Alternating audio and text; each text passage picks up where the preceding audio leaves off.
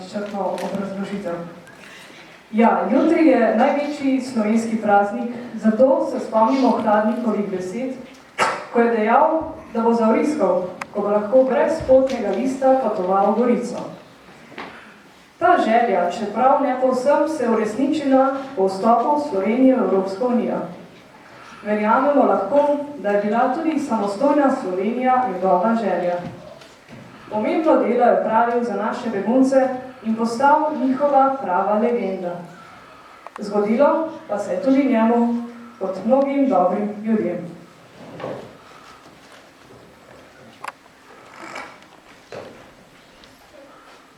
Nehvaležnost je plačilo tega sveta.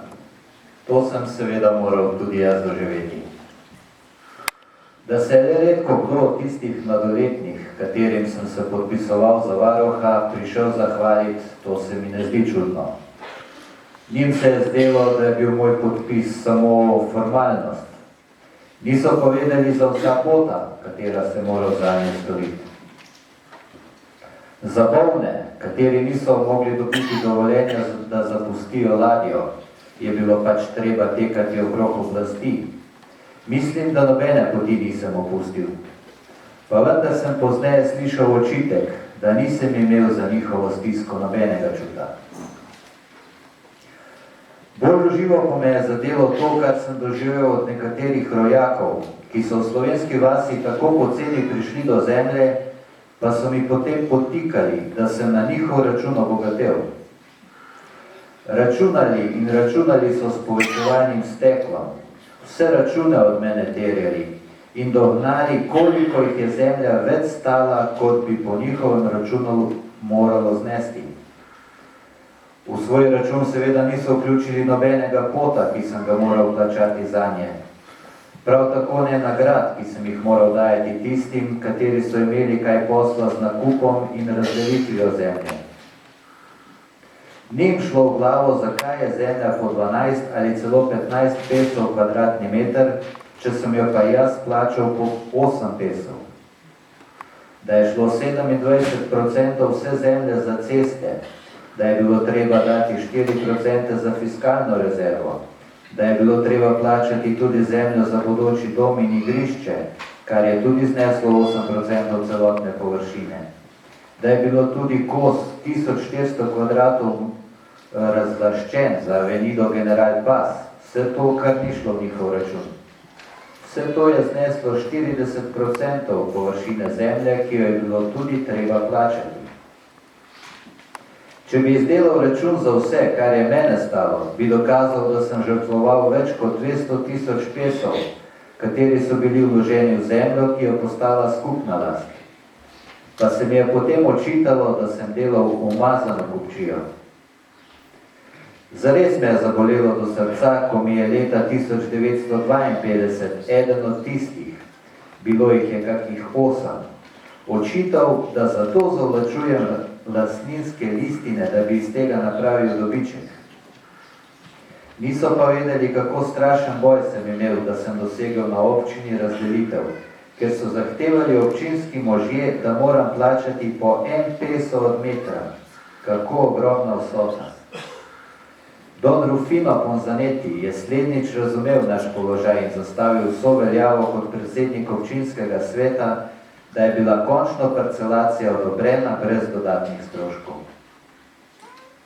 In kasneje spet sumničenje, zakaj da hočem prepisati zemljo na šolske sestre, namreč zemljo, ki je skupna last, da imam za tem skrite načrte.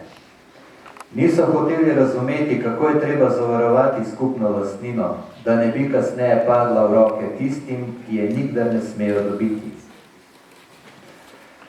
Celo mojemu bratu Nacetu, ki je velikodušno priskočil na pomoč svojim darom, ko se je gradil dom, so potikali, da on že ve, da je vse tako njihovo, to se pravi Hladnikov. Videli so, da raste cerkev svetega Jožefa, pa so spet sodili, z našim denarjem se gradi. Hladnik krade od naših žuljev.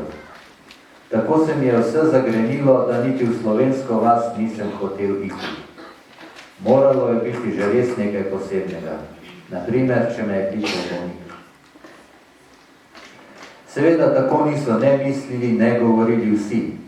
Bila jih je le peščica. Toda kar sem vsem zameril je bilo, zakaj da jim drugi niso trdo stopili na prste.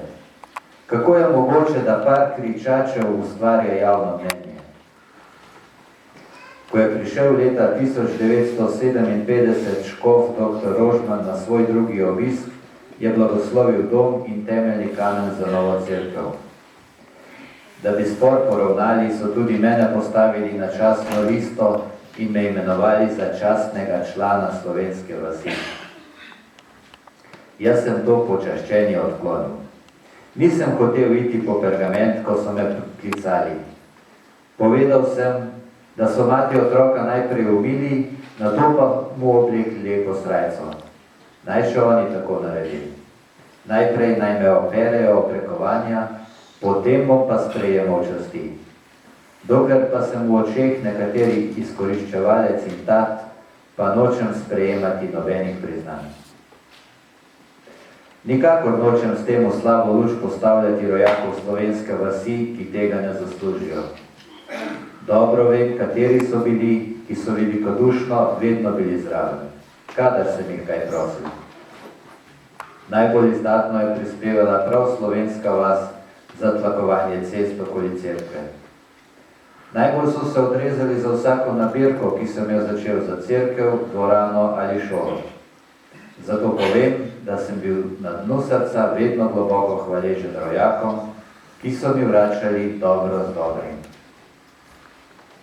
V tistem neprijetnem ozračju se je zgodilo tudi, da so Slovenci iz cerkve svetega Jožefa prenesli v svoje naselje slovensko službo Božjo in to tako na tihem opravili, da sem mogel samo solzo utrniti od misli, da je sedaj moje delo za Slovence na vsej črti končano. Ostal sem samo še župnik argentinske pare San Jose de Pompeo. Pozneje se je seveda vse lepo poravnalo, pa le zato, ker jaz nisem več čakal, da pride kdo oprat omazanega otroka. Eden za drugim so se mi ponižno približali na razne načine in tako povedali, da jim je žal onega početja.